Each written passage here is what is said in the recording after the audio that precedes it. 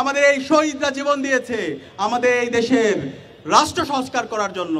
আমাদের যে ফেসিবাদী কাঠামো আছে সেই ফেসিবাদী কাঠামোকে ভেঙে চুরমার করে দেওয়ার জন্য আজকে ঐক্যমত্য কমিশনের দীর্ঘদিনের তাদের সভা মিটিং শেষে আজকে ঐক্যমত্য কমিশন থেকে রাষ্ট্র সংস্কারের সুপারিশ এসেছে।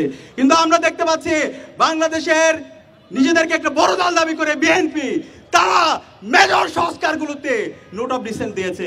আরে ভাই, রাষ্ট্র সংস্কারকে আপনারা চান না? এতদিন তো 31 দফা বইলা বহু সংস্কারের কথা বলছেন, এখন যখন রাষ্ট্র সংস্কারের কথা হচ্ছে এখন কেন ডিসেন্ট দিচ্ছেন? আমরা হুঁশিয়ার করতে চাই, সাবধান হয়ে যান। ছাত্র জনতা ঘুমায়নি। জুলাইয়ের মাধ্যমে যে প্রজন্ম তৈরি হয়েছে তারা আর কাউরে ভয় পায় না।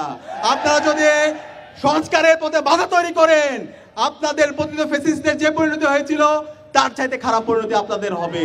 সাবধান করে দিচ্ছি, সাবধান হয়ে যান।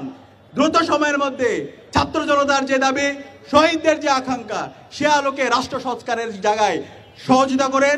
একই সাথে সকল রাজনৈতিক দলকে আমরা আহ্বান করব, আপনারা সহযোগিতা করেন, নতুন রাজনৈতিক সংস্কৃতি বিনির্মাণ করেন। একই সাথে আমরা দেখতে পাচ্ছি বিগত ফ্যাসিবাদী আমলে আমরা সাংবাদিকতার নামে অপসাংবাদিকতা দেখতে পেয়েছি। আমরা এখন আবার দেখতে পাচ্ছি মিডিয়া হাউসগুলো বিভিন্ন রাজনৈতিক দলের কর্তারা তারা দখল করে তাদের পার্টি অফিস বানাইছে। সাবধান করছি, বাংলাদেশের তারুণ্য এখন বুঝে প্রপাগান্ডা কাকে বলে। আপনারা যদি এই মিডিয়া হাউসগুলোকে প্রপাগান্ডা টুল হিসেবে বানাতে চান তাহলে আপনাদের পরিণতি খারাপ হবে। আমি সবাইকে অনুরোধ করব, মিডিয়া হচ্ছে সমাজের দর্পণ, সমাজের যে বস্তুনিষ্ঠতা, সত্যকে সত্য বলবেন, কালোকে কালো বলবেন, সাদাকে সাদা বলবেন। কেউ যদি অন্যায় করে সাহস নিয়ে সেটাকে অন্যায় বলবেন, কিন্তু প্রপাগান্ডা করবেন না।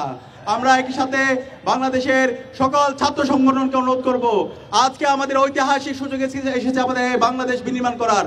রাজনৈতিক দলগুলোকে অনুরোধ করব, এই ঐতিহাসিক সুযোগ আমরা যেন হেলায় দুলে আমরা নষ্ট না করি। আমরা যেন শহীদদের আকাঙ্ক্ষার আলোকে আমাদের এই বৈষম্যহীন বাংলাদেশ বিনির্মাণ করার জন্য ঐক্যবদ্ধভাবে কাজ করি।